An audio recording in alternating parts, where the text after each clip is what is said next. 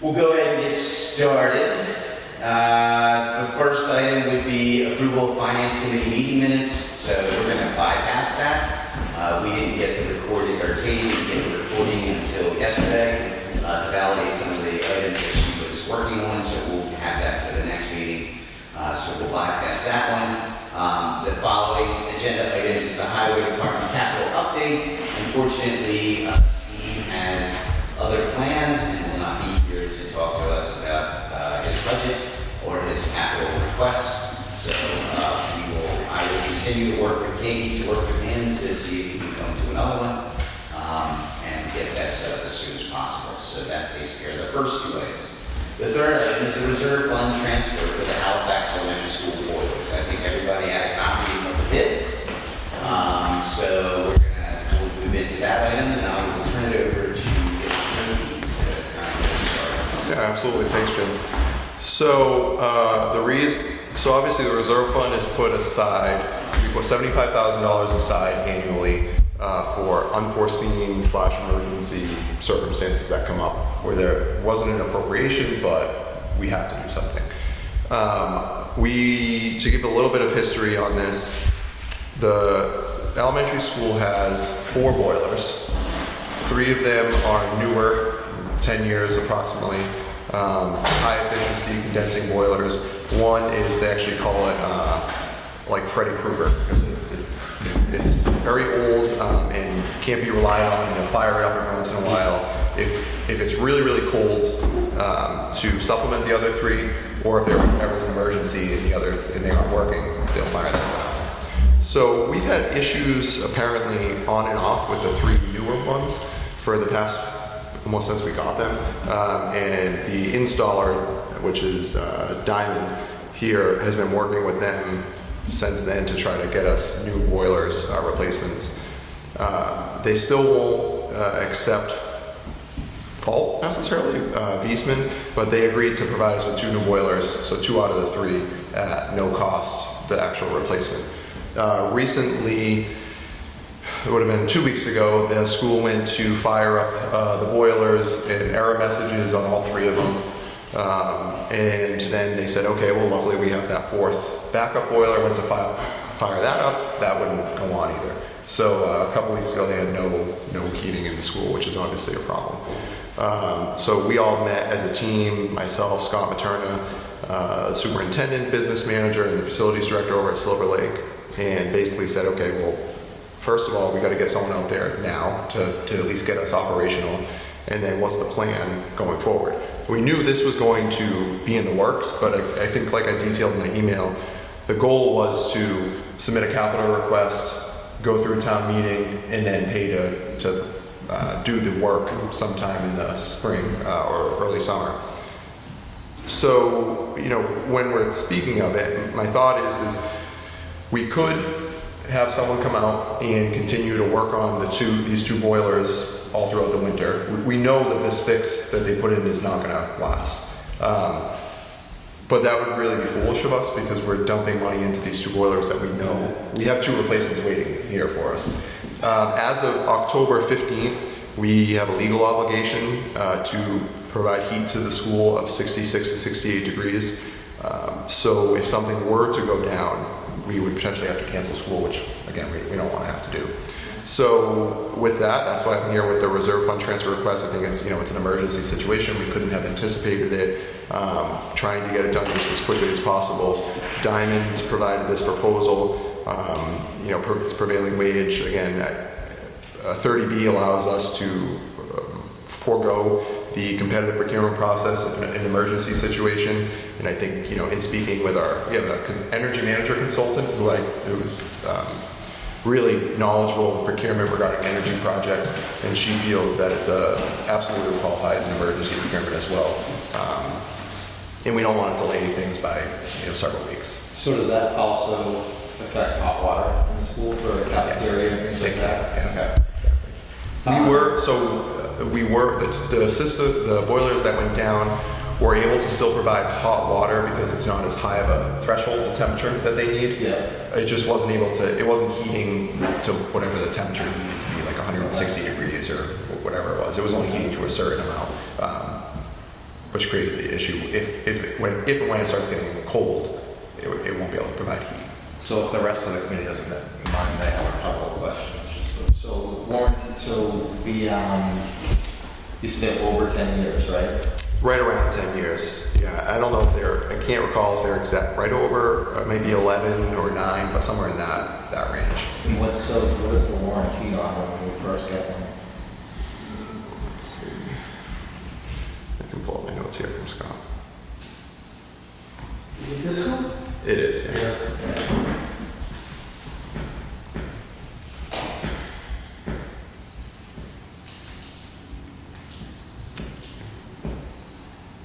So I guess the real question, just the general question is, are they still under any type of warranty whatsoever? Or are they just giving us the replacements? They're just giving us the replacements. The manufacturer? The manufacturer is, yeah. And they're not saying they're doing it under a warranty. They're kind of saying we're doing this because you've had so many issues with these. Yeah. But they still don't want to kind of say that they're replacing it under a warranty. Yeah, so in my opinion, it's worth challenging that a little bit to make sure that they wouldn't be responsible for any replacement fees that we would incur for somebody else having to install it. Mm-hmm. So if it's still under warranty, any type of warranty, then they only the damage of malfunction. Sure.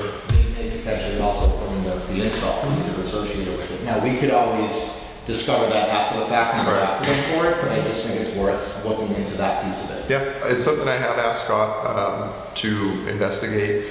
And so part of this, not to get too far off topic, part of this goes back to the operation of our schools. So really this falls under, we have a director of facilities for Silver Lake, who really this falls under. And then Scott helps out over there, and this is kind of fallen into his laps. Typically I wouldn't handle the procurement side of it for a school project, but I don't want to see an issue where we don't have heat in the school. Sure, of course, yeah. So that's kind of why we're taking the reins on this. Okay. Because it wasn't going, we thought it was the most effective approach to make sure that things got done in a timely manner. Yeah, I mean, the temperature's dropping again. We were just talking about it on Friday, it's gonna drop again. So. But yeah, absolutely, that will be investigated. Like you said, even if it's an after the fact thing, we can try, depending on the warranty language. I haven't personally read it, so I'm not 100% sure. Now, Cody, it looks like we've had trouble with the 3 boilers since they were installed. Mhm.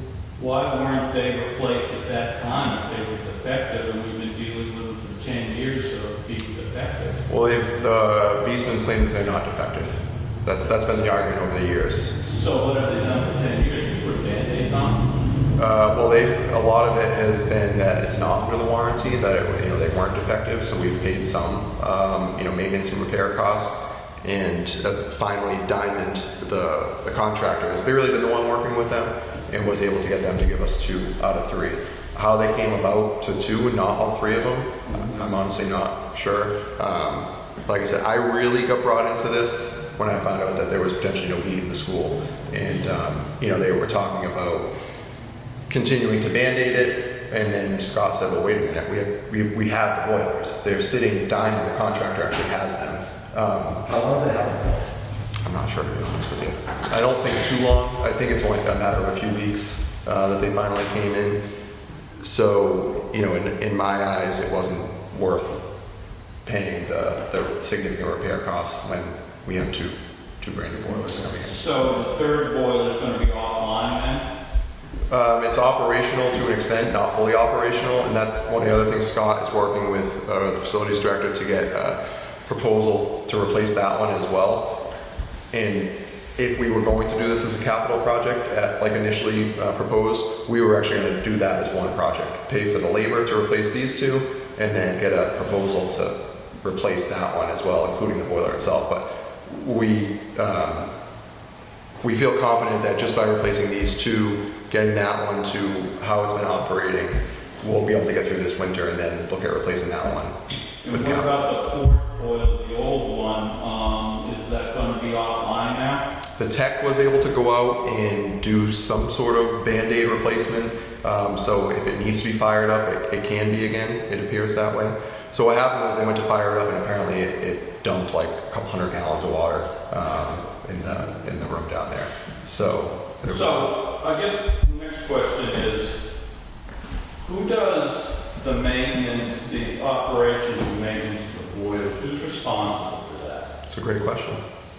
Yeah. Who goes in there on a monthly basis and does the inspections like you're So supposed to? Scott has been going in. Diamond, and this is where it gets tricky. So Diamond is really the HVAC contractor that Silver Lake utilizes more often than not. So they do the inspections of the rooftop units, which change the filters and all that on a monthly, quarterly inspection like you're supposed to do. And that includes going down to the boiler room as well? Yeah, I believe so. And then, like I said, Scott oversees that as well.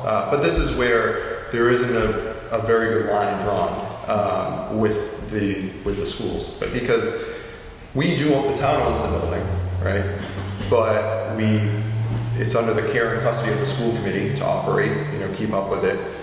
And then they contract with Silver Lake basically to run the school. So they have the shared cost agreement is what it's called. And in that they pay for, Halifax pays a percentage towards the facilities director, towards the superintendent, the whole central office, who per the agreement should be the ones kind of overseeing these things. What we've seen is it's varying levels of oversight for various communities, and actually I had a meeting with them recently on this. And so we're fortunate that we have Scott, who goes over and does a lot of those things. But the line isn't clear. It's actually something I'm working with them on. Is we need to clarify, who does what, and make sure that these things aren't falling through the cracks. And So why isn't Silver Lake coming up with some money to assist with this? when I asked, so it wouldn't be Silver Lake that would come up with the money. They'd have to come out of that. It'd come out of the Halifax Elementary School budget. What I had proposed was, take what you would put aside for repairs, maintenance for the boiler for the year, because ideally we shouldn't have to use that if we have two brand new boilers. Correct. Contribute that, and then we'll come to the finance committee for the difference. What I was told was they didn't budget for any of those things this year due to the challenging budget season. Well, we didn't budget for it. Right. Due to the challenging budget season. So they didn't budget for any maintenance? That's what I was told. Cody, is this system not computerized? The individual boilers are computerized, yes. We do not have a central like EMS, energy management system. That's actually, our energy manager's working on a grant to put an EMS in there, updated energy management system that would help with a lot of these things, just having it centralized. Yeah. Control. Automated. Why will we control all computing through the computer? You can see the efficiencies, you can operate. So Scott's able to see those things, and he gets the alerts and things. It's just not a centralized energy management system. He has individual access to these boilers, basically, but he's not able to. So the new system, new boilers that come with that? He'll still have the individualized access, but putting an EMS system in is a little bit bigger picture. They have to retrofit a bunch of things, so it's a very expensive project. But like I said, Kathy, our energy manager, we're planning to apply next year for. We're going to do it in 2 phases and apply for that to get a EMS in there. So, but I mean, I agree with you, Frank. Yeah, and especially now we're putting 2 new units in, which are going to require O&M, operations and maintenance, on a set schedule, just like the rooftop units would require, monthly, quarterlies. Different things happen in the month versus quarterlies. And who's going to be responsible for that? Or are we going to be in 3 or 4 years from now in the same boat again, because nobody's been properly monitoring, maintaining the operations of those boilers? No, definitely not. I can tell you that. But that goes to your point of we have to make that dividing line and say these things on this side belong to HES, this side Silver Lake has to keep track of. Yeah, right. And that's what that all has to boil down to, so we know who is responsible for watching what. Yeah. it's a larger conversation that I met with the superintendent last week, and we agreed that we need to have that with all the communities too. And I'll give you the example. We found out their trash contract is up soon at Silver Lake, and they're getting ready to bid out trash services. And Silver Lake provides trash services to this high school, middle school, and also for included in that trash bid is Plimpton and Kingston schools. Halifax is always included in the town contract. So it's small things like that. Where is the line, and are we all following it equally? Because what we found is actually Halifax has historically done more than the other communities. What was the other item that came up? There was something else that came up. Oh, electricity. So Silver Lake a few years back bid out their electricity to get a cheaper rate, and Halifax wasn't included in that. I'm not sure why, but I can tell you when we went out to bid about a year ago now, I recognized that the elementary school was paying a higher rate, and we included them in it. So it's small things like that you're right, we need to, where is the line? And also, what are we contributing? Because we do contribute towards shared costs, right?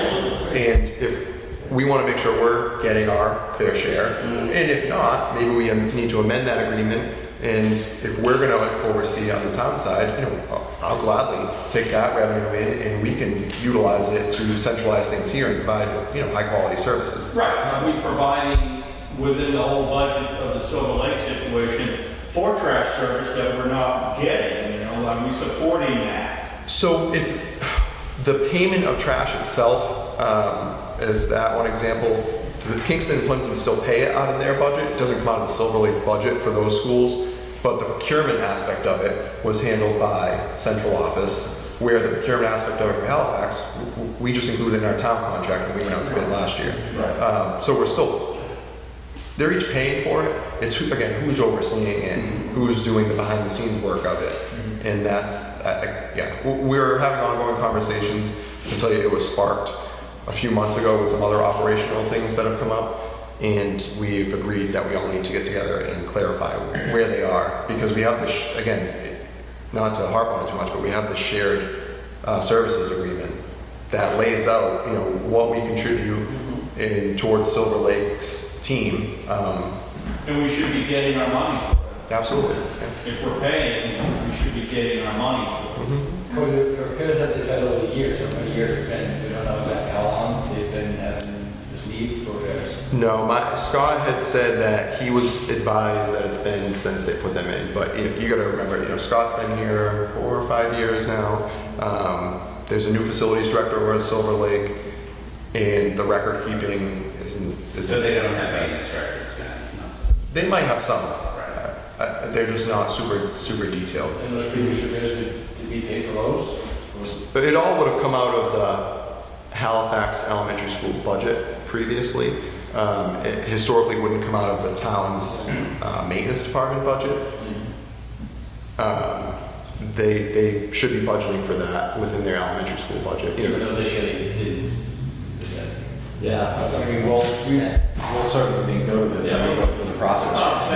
It is, and I said that, I did bring that up. I said, well, I understand it was a tough budget year for everyone. Yeah. There's some things, as I've said to all of the department heads, there's some things you have to have, right? You cut other places, unfortunately. And that's somewhere you have to have Because that. if you can't keep your doors open, everything It's a else problem, inside the yeah. walls doesn't matter. Right, so there's two things that are on the proposal. And I think they're just technicalities, but it says specifically on there that premium time is not included, which to me sounds like there's a potential that premium time could come up. But it is written in the contract that they can only work from 7 to 3:30, Monday through Friday. Yep. So that to me seems like it's within normal hours where you wouldn't incur premium time. So is there anything that we're not aware of that could potentially run the risk of? Not that it would be approved. So we would have to approve anything if they were to work, beyond the normal business hours, and that's not something that we've agreed to. We haven't agreed to anything at this point. Okay, and just doing our own due diligence with the situation over there, if we know that the boilers have been a problem from day one, and we're gonna be replacing them, obviously exhaust and everything is not included in this proposal. If for some reason it were to come back where some of that needed to be replaced as well, for something as simple as the fittings aren't the same size in the new units because of age, do we have any idea what that would potentially run in terms of cost? I'm assuming it's not hundreds of dollars, it's gonna be thousands maybe. Yeah, we don't have anything, and speaking with Scott, they've looked and they don't see anything come up, we know that. Yeah. But there's nothing that is anticipated to be an issue. It's quite literally the same exact boilers, Yeah. just updated software from my understanding. Yeah. So fittings and everything should be the same. So They should be able to tie in. it should, yeah. And Scott's pretty good with these things, and I rely on him heavily because I have no clue. So he'll take care of all that, he'll check it out. and make Yeah, sure we'll work everything's the same. with, and Mike Wallace, the Silver Lake Regional Facilities Director, work with them Okay. to make sure that it's a team approach. But we're, like I said, I wouldn't typically advocate for us to be the ones taking the reins on this. Yeah. Because I don't necessarily think it falls under our purview as the town. I think it's really a school operational thing. But again, the last thing I want is to see us not be able to have school or there not being adequate heat in the school because we couldn't agree on who's going to handle this. I think it's just the responsibility of the town to make sure that we're providing adequate. Yeah, I do hope that we go back and look at the warranty information. Absolutely. Just to see if there's a way that we can recoup some of the costs. Cody, how much are we paying for rate on the schedule?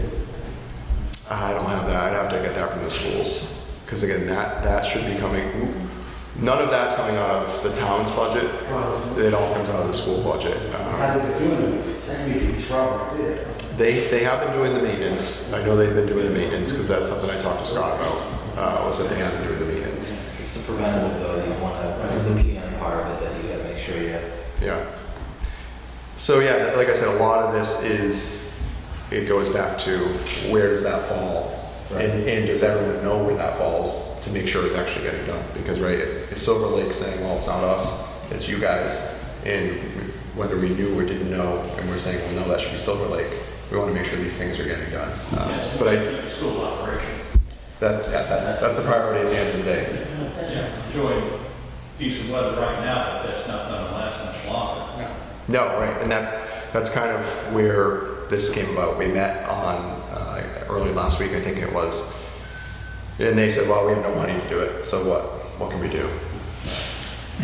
Do we have them, did Diamond give us an estimate on the assumptions should they fail the isolation valves to meet the two manifold? Or is that just going to be another $26,000 after we give them $26,000? They have not provided us with that estimate. And when I asked Scott, it's one of those things they'd have to assess the situation at that point. But again, can't promise anything, but Scott seems pretty confident that we should be good. This should be almost like a plug and play type of situation. Everything else seems in good condition. So do we have a schedule on when we're gonna be meeting with school for the, I know we talked about maybe early November, having a joint meeting with school committee. So the plan is we're going to try to do some not necessarily joint meetings, but similar to what we did Jim last year, where we have a couple of representatives and meet with the administrative team. And then there is a planned joint meeting in the beginning of December for a kind of a kickoff. And then in speaking with them to try and keep the relationship going, I'm going to attempt to, and you guys can too, attempt to attend as many of their meetings as possible throughout the budget season. I do meet with the administrative team monthly to just stay updated on things. Sometimes they're 5-minute meetings, sometimes they're an hour.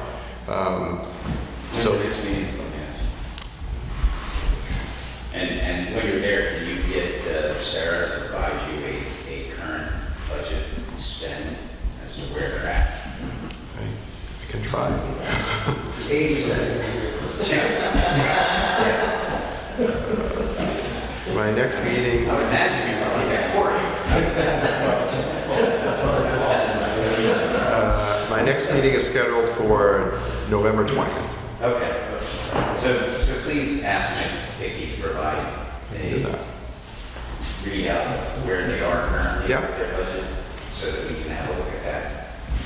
Absolutely. So I can get you the one for Halifax Elementary School, because we, Yeah, that's easy. we do all that here. And then I can ask her, I'll ask her for both, because we always want to make sure that they match the ones from the elementary school. So, yeah, so we'll, and one of the other things too, I did mention, so they turned back, when I say turn back, all of our departments usually turn back money. That's how we have free cash. The school committee, I don't know if there's a full understanding of that process, so hopefully I'm going to try to explain that. But they turned back a little over $100,000 in fiscal '24. That'll go towards our free cash in fund capital projects. And in a discussion, they wanted to see that allocated to the school for capital projects. And if they have projects, that's great. I did ask Sarah and Dr. Prue to advise the school committee that we would plan to subtract this amount from that. Because I don't know if it will be done, but if free cash is certified by our special town meeting and you approve this tonight, I would like to replenish this with that, with free cash. It's early in the year. So, I mean, $75,000 isn't a lot of money. So if we can replenish it, I'd like to replenish it. So they are aware of that, but that would be the plan. But again, I don't think I know it's something we really can't wait until December to do this. All right, so do we get a motion on the $26,500 to work on the boilers, moving money from the reserve fund? So moved. Second. All in favor? Any conversation? Motion passes. So I will have the form and I'll have you all sign it tonight. I'll Okay. grab it out of my office. All right, that closes that agenda item. The next agenda item would be our standard committee meetings on updates. We did have a conversation here about the school committee just a few minutes ago. I am waiting for a follow-up email from the Kingston chairman of their finance committee about collaborating on the Silver Lake budget. They had their meeting. It came back as positive that it's something they're very interested in doing. And I think we're going to start with probably like 2 people from each committee to meet with the schools in general to start talking about the budget when we start getting those schedules. So EJ, that'll probably be doing then. Cody will obviously be there as the town administrator. So he's going to give me just kind of more detail. So once I get that, I'll get that out to everybody. And but it looks pretty positive for the 3 towns to kind of collaborate on that when the time comes. That joint meeting I mentioned with the school committees is tentatively planned for December 12th at 6 p.m. at the Kingston Town Hall. That's town meeting, is it? The 16th. 16th? Yeah. But good memory, last year was the 12th. Okay. 6 p.m. is it? Yes. Revisionists. As we get closer, I'll confirm and send you guys the details, but just so you can throw it in the calendars. And the idea of that is to give each of the towns to provide the school committees of a financial picture of where the towns are. That way there's mutual understanding and no surprises. There shouldn't be. Yeah. And then they have vowed to get us a preliminary budget in January this year. Nice. So it may change a little bit, but well, I know it'll change. But they will at least get us a preliminary budget to start reviewing in January. I don't think there are any other liaison updates. Frank and I have a meeting with the Board of Selectmen this afternoon, or after this, for the zoning bylaw review regarding the MTA updates and the zoning bylaws. I think that's really the only other committee that's out there that we are part of I currently. think so. So that'll close out that item. On the correspondence, and as may arise, I don't have any other emails that have come in. However, for as may arise, I would like to say that, just kind of thinking about how things are going now. As we get into budget season, I'd like for us to consider meeting as in person with the department heads instead of virtually. And we don't have to decide that tonight. I want you guys to start thinking about that. Those are the committees that I understand or that I've seen are all meeting in person anyway. So perhaps we can move to like maybe one out of our 2 meetings, we should be in person here. But we can talk about that at our next meeting. So just start thinking about that. I think it's a direction we should start going. We've been virtual for 2, 3, maybe even 4 years. Too long. Yeah. Oh, 4 years. Okay. Anyone else have anything they would like to discuss on the ASME or OSPs? Any other thoughts while everybody's here? Okay. So that'll close that one out. On to public participation. Anybody from the public? Boo. Recognize Mr. Sealer. That's all I have to say. Okay. So that's it for public participation. Next meeting, planning. So again, we're moving to the first and third Mondays of each month. So there's November 4th. Is it the 4th? So November 4th. Right. So it'll be the 4th, the day before election. Everybody welcome to the sharing. I think just about everybody. I'm going. Yeah, you took them. You did. I work there, I'll be there. You work at sharing. No, you're talking about MMA? Yeah. Oh, no, you're, no. I'm talking about the annual one. Oh. Yeah, the conference. No, they're talking the annual finance committee. Yeah, that's in chat. Okay. All right, so November 4th, 6 p.m. We'll do that via Zoom, and then we can discuss the meeting in person. Okay? So we have your joint meeting with the selectmen at 6. That's correct. Anything else? All right. Cody, can you sign me the sharing? I can't, yeah. Second. Yeah, it's on there. So motion to adjourn this specific finance committee. So moved. Second. All in favor?